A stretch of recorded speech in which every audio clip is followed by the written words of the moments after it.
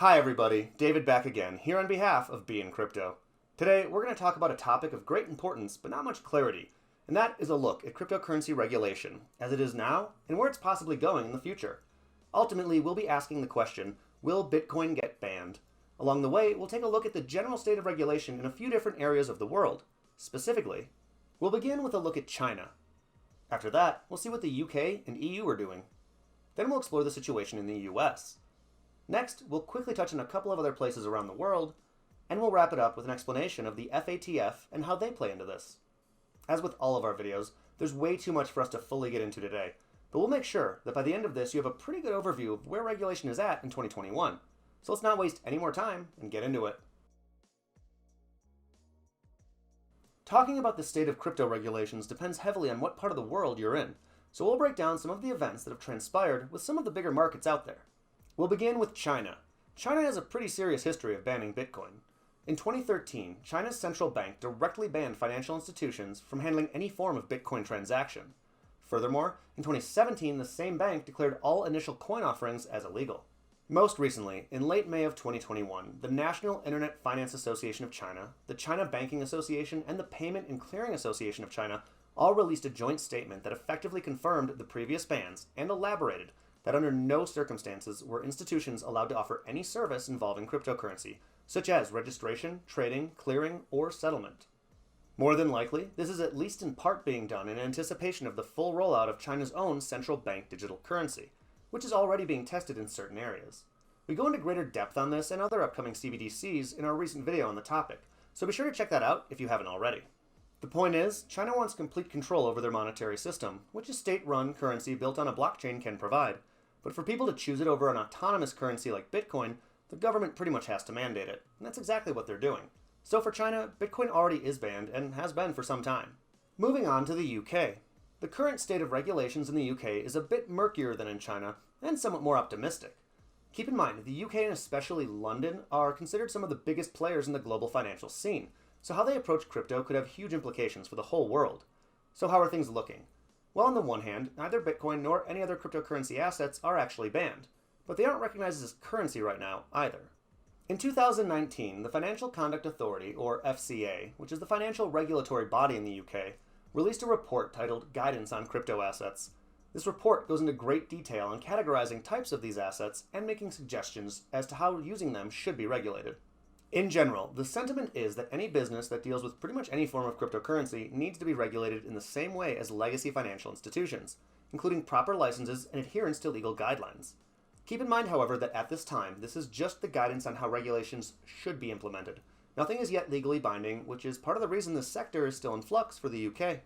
Furthermore, in the beginning of 2021, the UK Treasury released a consultation paper in the hopes of gathering feedback concerning the government's regulatory approach to cryptocurrencies and stablecoins, with a heavy emphasis being put on stablecoins and how to create a strong regulatory environment for them.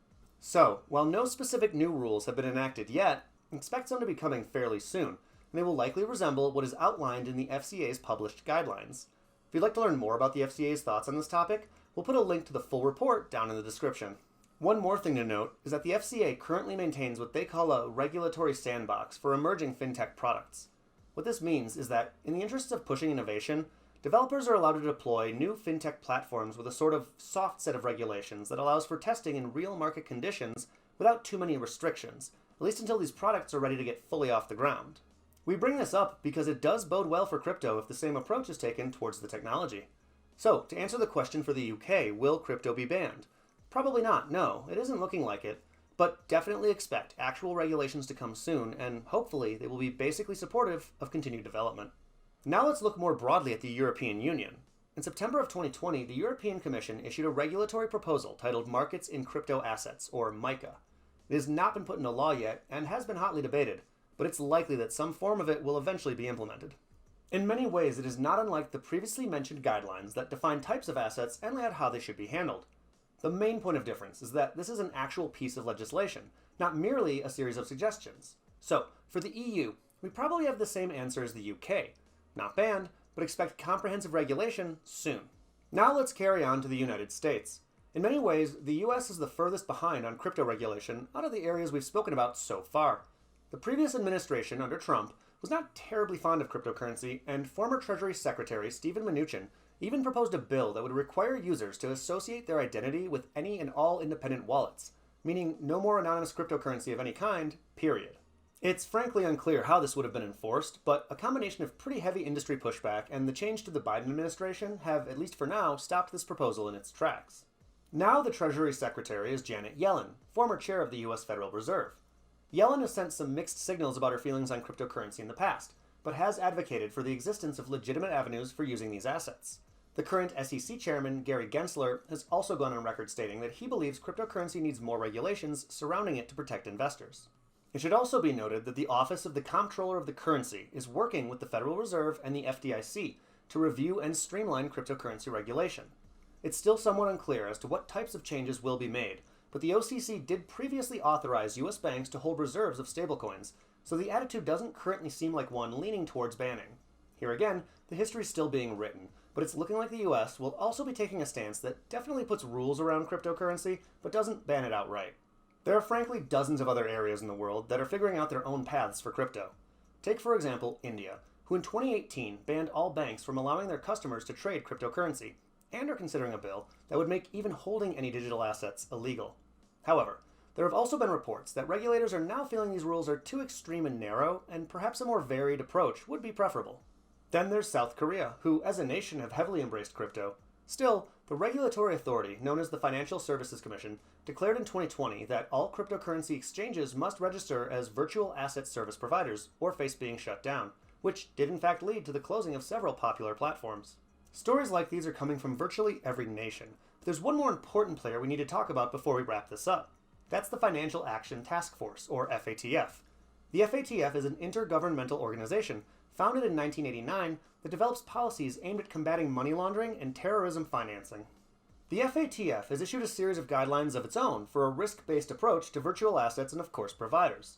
These again include guidelines that basically involve all virtual asset service providers being licensed and monitored, much like what we've outlined for proposals in the UK and EU. That's because pretty much every country we've touched on here today, and many we didn't, is a member of the FATF, and while they aren't obligated to follow these recommendations explicitly, they will more than likely craft regulations that are highly similar. It's obviously not surprising that regulators are finally ready to create rules for crypto, considering that the combined market cap of digital assets just keeps rising. Treating service providers like financial institutions makes sense on the surface. However, there are some issues that still aren't clearly figured out from any of the current proposals. The biggest elephant in the room is DeFi. By definition, these platforms aren't run by anybody and can't really be sued, fined, or easily shut down. So while the FATF and others want every platform to be licensed, who exactly are they licensing and who would be held accountable for being non-compliant? One of the proposed answers to this problem is to hold any human who is involved in the development or deployment of these platforms in any way as the same as an actual provider. This would then mean that coders, testers, promoters, and more could all potentially be required to be properly licensed or face penalties. Opponents of this idea point out that it is far too wide a net and will ultimately just stifle innovation, but a clear answer that satisfies both sides really hasn't been proposed yet. So, what's our final say to the question, will Bitcoin be banned? Basically, yes and no. As we previously laid out, crypto already is banned in some places, and I wouldn't expect this to change overnight, if ever. However, as we also just explored, not all regulators believe that blanket banning is realistic or wise, so I wouldn't plan on Bitcoin or any other crypto to necessarily ever become contraband in the broader financial world. What will most likely happen is ongoing, evolving regulations that will probably come off as too strict for some crypto purists, but may also encourage more institutional money to move into the space, pushing up prices. Undoubtedly, we'll need to update this video over the years as new developments occur, as this is one of the areas where the final say is still a ways down the road. While we all wait on regulatory clarity, in most areas of the world, buying and holding Bitcoin is still perfectly legal. So if you're looking to get some, why not get it from the Stormgain cryptocurrency exchange? Stormgain is not only one of the hottest up-and-coming exchanges out there, it also offers several valuable perks such as a loyalty program, bonuses for referrals, annual interest on crypto deposits, and using the official app, you can even begin cloud mining cryptocurrency for free today. If you're looking to purchase Bitcoin, Ethereum, stablecoins, or dozens of other cryptocurrencies, just know that Stormgain offers a bit more than other exchanges, so be sure to check them out. Well, that's all we have time for today. But as mentioned, there are obviously many countries out there we didn't have a chance to touch on, all with their own paths to enacting some form of cryptocurrency regulation.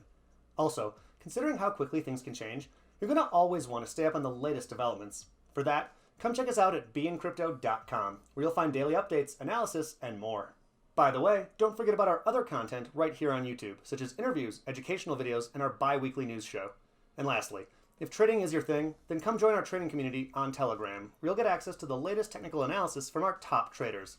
As usual, thank you to everyone for watching, and we'll see you right here again real soon.